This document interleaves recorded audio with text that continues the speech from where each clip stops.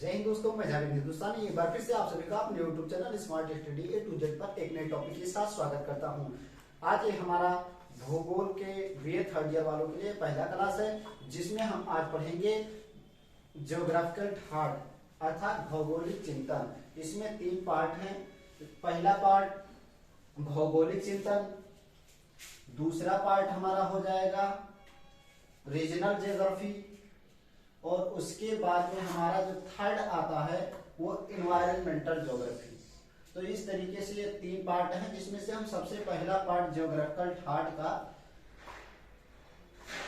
तो ये पहला पार्ट हम लेने जा रहे हैं ज्योग्राफिकल थॉट। इसमें हम अलग अलग भूगोल वेताओं के मत, भूगोल के परत क्या थे, कैसे उन्होंने भूगोल के बारे में क्या क्या बताया, और किस तरीके से धीरे धीरे भूगोल एक विस्तारित रूप से एक पूरा सब्जेक्ट बनकर उभरा। इसके बारे में हम इस टॉपिक में आज पढ़ने वाले हैं। तो जैसा कि भूगोल की कोई भी क्लास हो, भूगोल की परिभाषा ना हो, तो समझ लीजिए कि भूगोल की क्लास ही कैसी। तो सबसे पहले हम परिभाषा से शुरुआत करते हैं। तो भूगोल वह विषय है जिसमें हम पृथ्वी के समीप पाए जाने वाले या पृथ्वी की सतह पर पाए जाने वाले प्राणियों, वनस्पति प्राणी या समस्त जीव जंतुओं का अध्ययन जिसकी समझ करते हैं, वही भूगोल है। अर्थात पृथ्वी की सतह या उसके समीप पाए जाने वाले भौगोलिक तत्वों का अध्ययन ही क्या है, भूगोल है।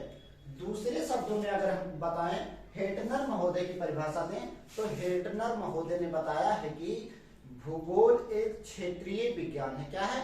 भूगोल एक क्षेत्रीय विज्ञान है जिसमें पृथ्वी तल के क्षेत्रों का अध्ययन, उसकी विभिन्नताओं तथा स्थानिक संबंधों के पृष्ठभूमि में उस क्षेत्र का अध्ययन किया जाता है। तो सबसे पहले हम जब भूगोल पढ़ते हैं तो प्राचीन समय में जाते हैं। तो प्रारंभिक भूगोल में भूगोल की मुख्यतः 4 शाखाएं हुआ करती थी। प्रारंभिक भूगोल में भूगोल की 4 शाखाएं हुआ करती थी।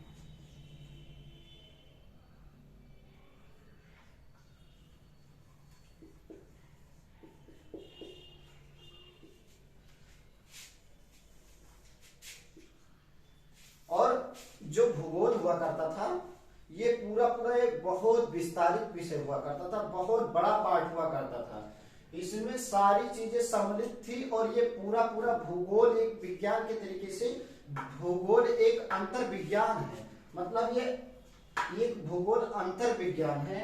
इसे, क्योंकि इसको हम अंतर विज्ञान इसलिए कहते हैं क्योंकि यह सिद्ध होता है कि कैसे क्या चीज। तो इस तरीके से भूगोल पहले बहुत विस्तारित रूप में हुआ करता था और बहुत बड़ा सिलेबस। अगर हम समुद्र के बारे में अगर अध्ययन करें तो समुद्र विज्ञान हुआ करता था, मृदा के बारे में अगर अध्ययन करें तो मृदा विज्ञान हुआ करता था, और वनस्पतियों के बारे में तो वनस्पति विज्ञान हुआ करता था। इसी तरीके से ये बहुत पूरा वास्ट सिलेबस हुआ करता था, बहुत बड़ा हुआ करता था। अब इसमें शुरुआती दौर में 4 मुख्य पार्ट हुआ करते थे। पहला, जिसमें हम तारों या उसके सभी चीजों का अध्ययन करते थे, उसे हम खगोलीय भूगोल कहते थे। क्या कहते थे? खगोलीय भूगोल। और दूसरे नंबर पे हमारा आता है संसाधन भूगोल, जिसमें हम सभी संसाधनों का अध्ययन करते थे। यह प्रारंभिक भूगोल की बात करते हैं, संसाधन भूगोल। उसके बाद में हमारा जो तीसरे नंबर पे आता है, जो तीसरे नंबर पे भूगोल आता है, वो हमारा यात्रा वृत्तांत, या जिसमें हमें विभिन्न तरीके से अलग अलग भूगोल देता है, अलग अलग राष्ट्रों की यात्रा की है और यात्रा वृत्तांत लिखे, और वहां के जलवायु के बारे में बताया। तो ये सब आता है यात्रा भूगोल के अंतर्गत। अब उसके बाद में आता है हमारा क्या, संचार या मानचित्र भूगोल। क्या आता है? मानचित्र भूगोल, जिसमें अलग अलग तरीके से अध्ययन किया गया और उसका एक मानचित्र बनाया गया। तो ये सब अलग पहले प्रारंभिक काल में जो भूगोल का जो पार्ट हुआ करता था वो मेनली 4 पार्ट हुआ करता था और इसी के अंतर्गत सभी चीजों का अध्ययन किया जाता था। लेकिन आगे आगे जैसे कुछ समय के बाद भूगोल को मुख्यतया 2 पार्ट में बांटा गया। 2 पार्ट में कौन कौन से? भूगोल तो वही है, एक हो गया हमारा कौन सा? प्राकृतिक भूगोल। कौन? प्राकृतिक भूगोल। और दूसरा हमारा हो गया मानव भूगोल। कौन सा? मानव भूगोल। तो प्राकृतिक भूगोल के अंतर्गत हम सभी चीजों का अध्ययन करते थे, जैसे कि यहां तक कि जैसे पृथ्वी के स्थल खंड से लेकर पृथ्वी के स्थल खंड और महासागरों के तल और उसके बाद में वायुमंडल की निचली सतह और उसके बाद में समुद्र के नीचे जहां तक मानव अपना हस्तक्षेप कर सकता है उतनी गहराई तक, इन सारी चीजों का अंतर्गत इन सारी चीजों का अध्ययन हम प्राकृतिक भूगोल के अंतर्गत करते थे।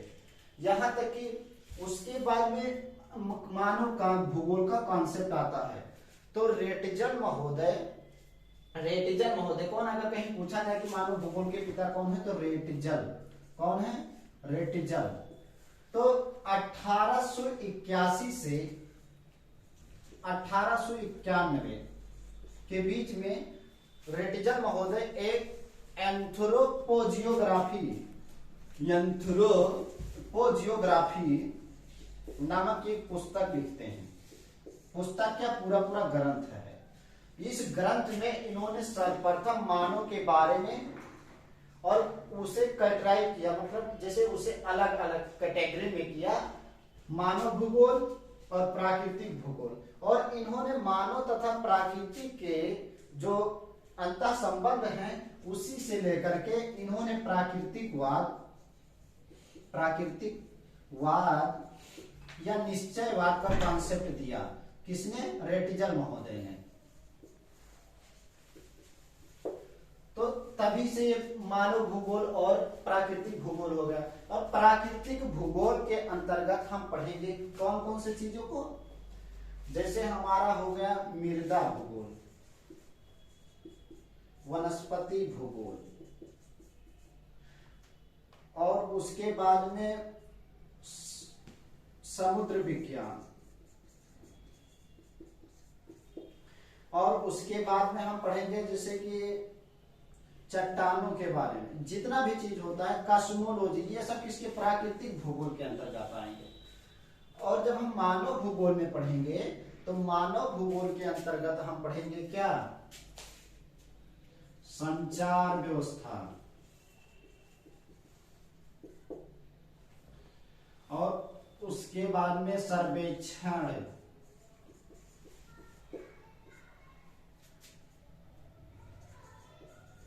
उद्योग व विकास,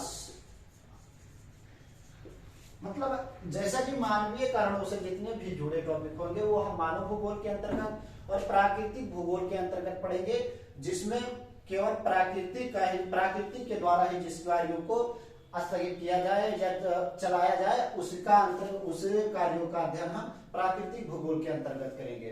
तो और जो संचार व्यवस्था या जितना कुछ जो मानव अपने दैनिक क्रियाकलापों के साथ हस्तक्षेप करके उसे परिवर्तित करके अपने आप में अपने कार्यों में ले लेता है, उन सारी चीजों का हम अध्ययन मानव भूगोल के अंतर्गत करेंगे।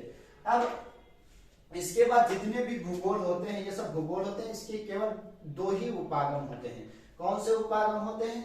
प्राकृतिक उपागम या मानवीय उपागम। अब इसी के साथ साथ आता है एक मिश्रित भूगोल। कौन सा? उपागम के बारे में हम बाद में बात करेंगे, वीडियो बहुत लंबी हो जाएगी, लेकिन ये चीजें ये केवल आज मेरा पहला क्लास है और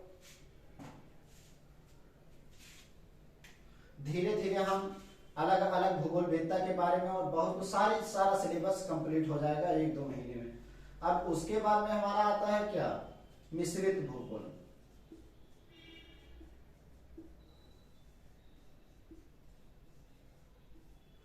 मिश्रित भूगोल के अंतर्गत हम किन चीजों को लेंगे? कार्टोग्राफी को ले लेंगे।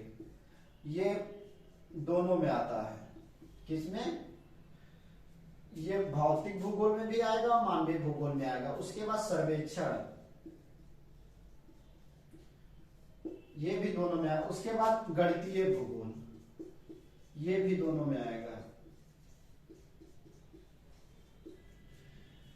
और उसके बाद में आएगा व्यवहारिक भूगोल। कौन सा आएगा? व्यवहारिक भूगोल।